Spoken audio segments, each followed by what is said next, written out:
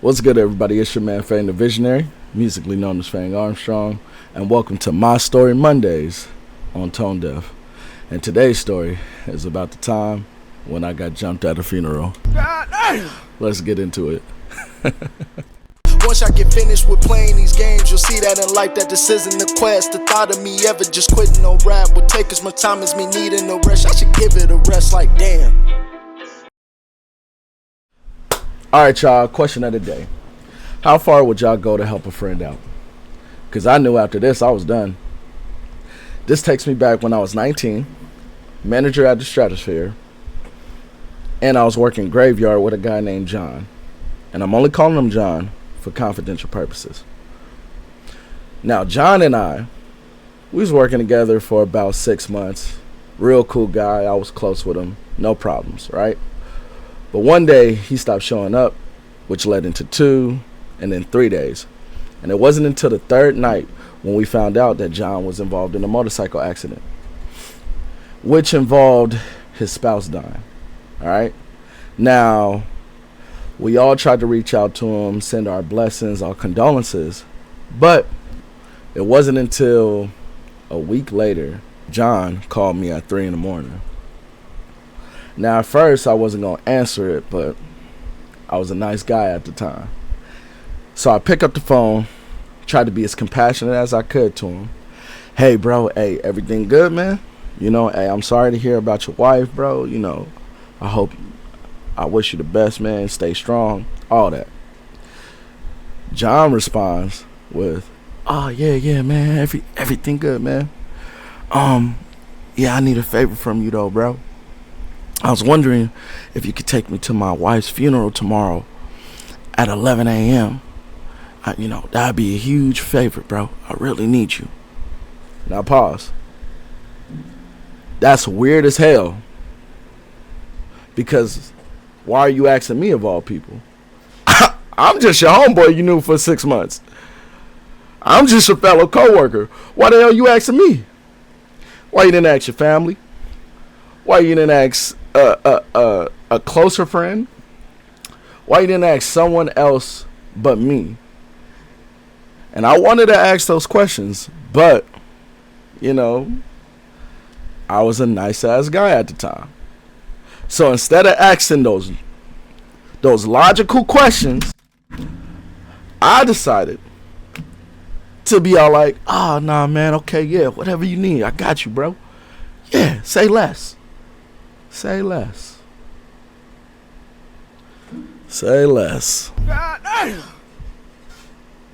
And then the next day comes. It's around 10:30ish when he told me to be on my way, so I'm already assuming we're going to be late. I finally get there. It's about 10:50, 10:54. I see this man, and he is covered from his head to his fingernails and all the way to his toes in bandages. He had shades on, so there was no point where I can see his face expressions. I don't even know what to think.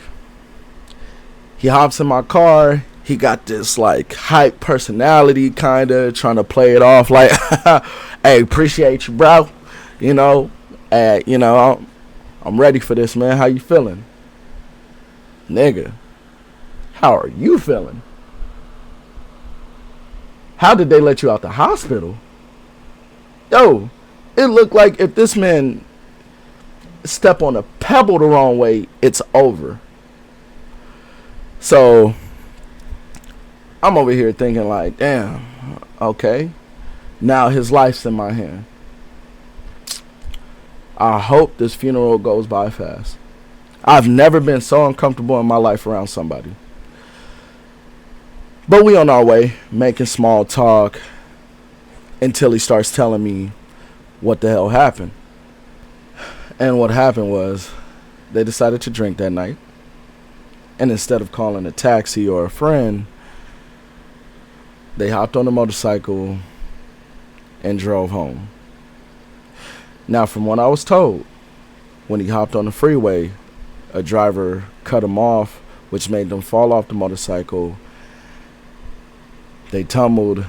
His wife ended up hitting the concrete which is the edge of the freeway, or a billboard. I can't really remember. But she died instantly. And rest in peace to her.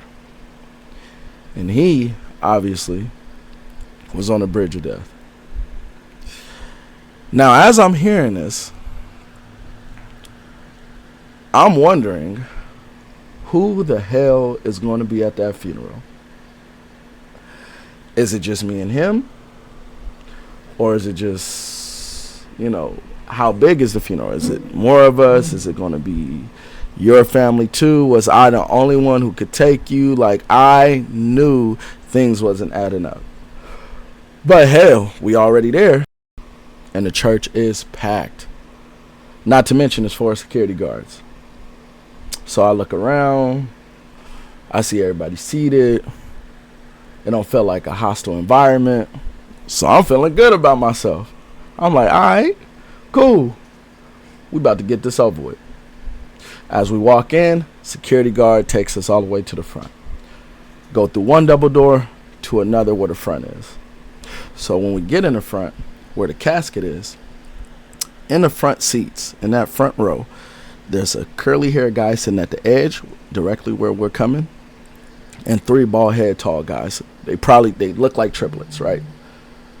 So the curly haired guy must have knew John, because as soon as we walked through the double doors, he said, "John, what the fuck?" Which made the security officer who was escorting us to the front was like, hey, is there a problem? Right? Curly haired guy. Nah, we good. We good. Now I'm looking like, fuck going on? What was that? What just happened? But now I'm watching him, because his beef is with John. Now, in my mind, I'm like already planning logically. We gonna wait. Everything gonna be cool. Like, we gonna avoid curly hair guy because John can't fight. All right. And basically, I'm just a driver. I don't know none of y'all. So, just here to give my condolences, pay my respects, support John, and get up out of here. So now I'm watching him. All right.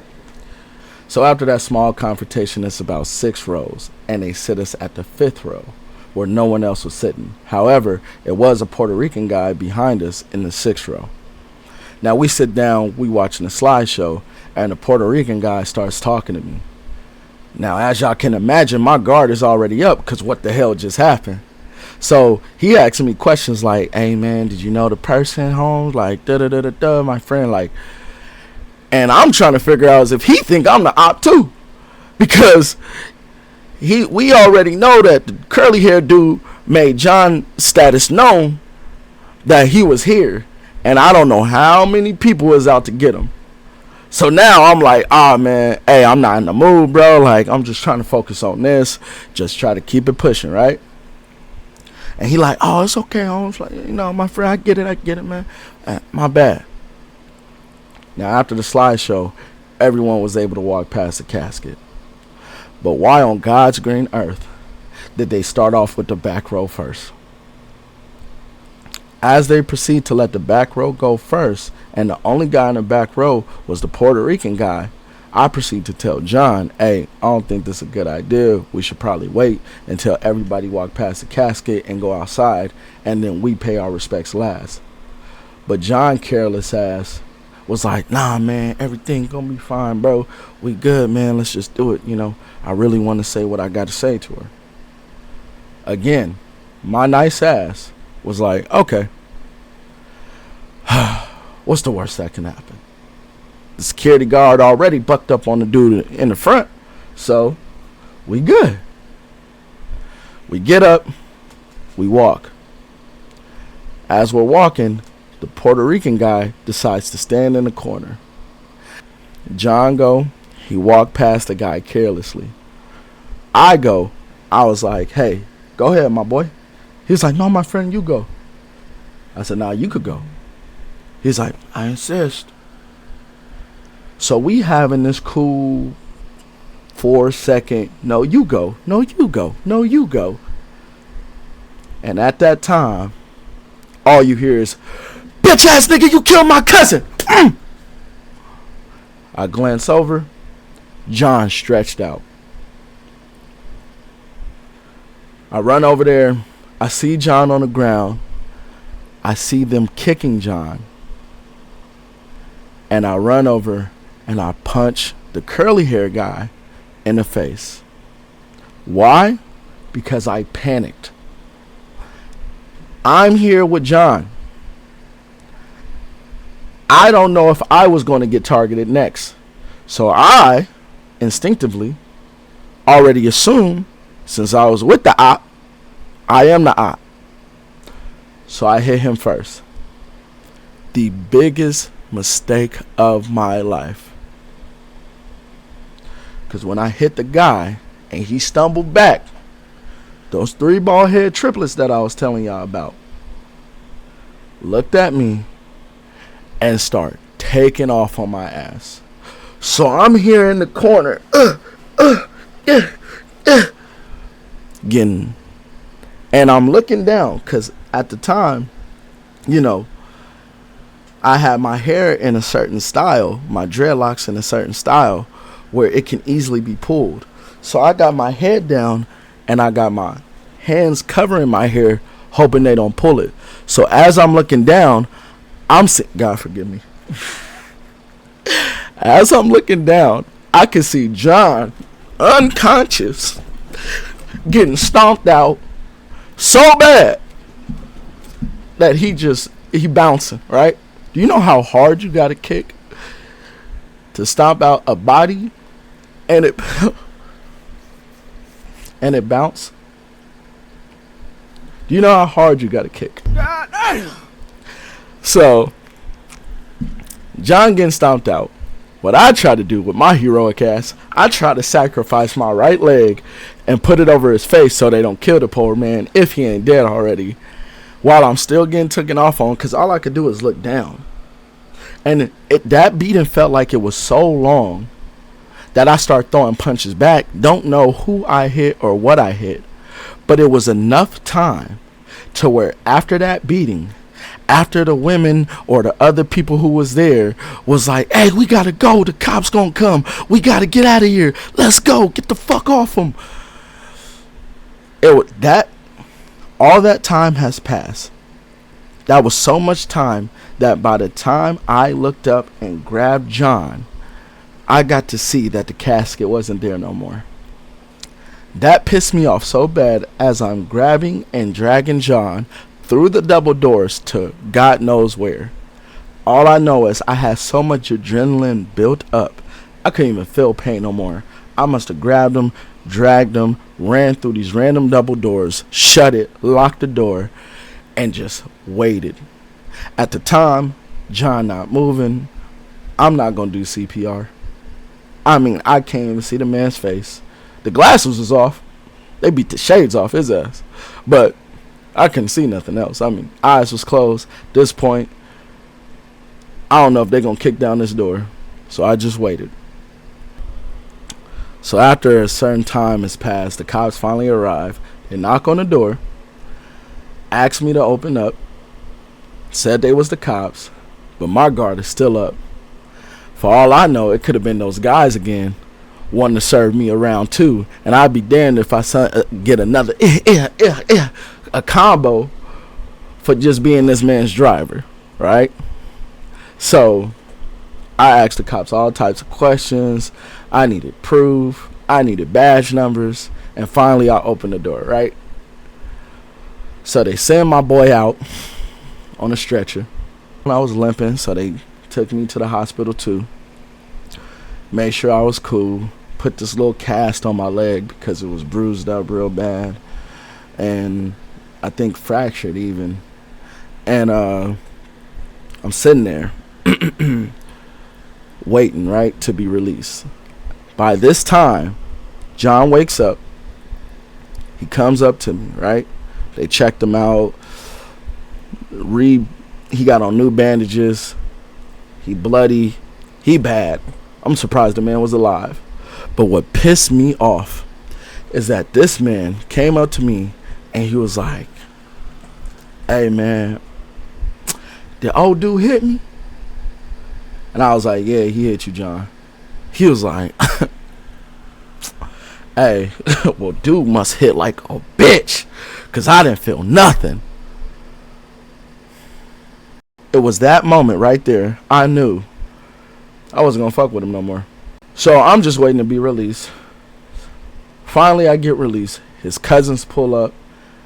And for the life of me, who pulls up at a hospital with weapons and asks where they at? So it's just a bunch of dumbasses. I knew they had to be his family, because from one dumb comment to their dumb actions, it just all made sense. I had to call into work, tell them I'm at the hospital, send pictures, show proof, and my boss was still one of them stereotypical bosses that asks, hey, are you still coming in? No. But the crazy thing is that even though John didn't get fired, he never showed up. And thank God. So the question at hand is, if the same thing has happened to y'all, would y'all even go to a funeral again? I'm still traumatized. I don't want to go to no funerals. I don't want to help nobody. I don't want to be no ride. None of that. And I would definitely, if I did stay cool with him, I definitely wouldn't even do anything for him. I don't even care if it's to move, because I'm going to believe that he got ops waiting for him at any chance. I appreciate y'all listening to the story. Until next time on My Story Mondays, I'm going to catch y'all later. Peace! I should've shown up. See me calling, please pick your phone.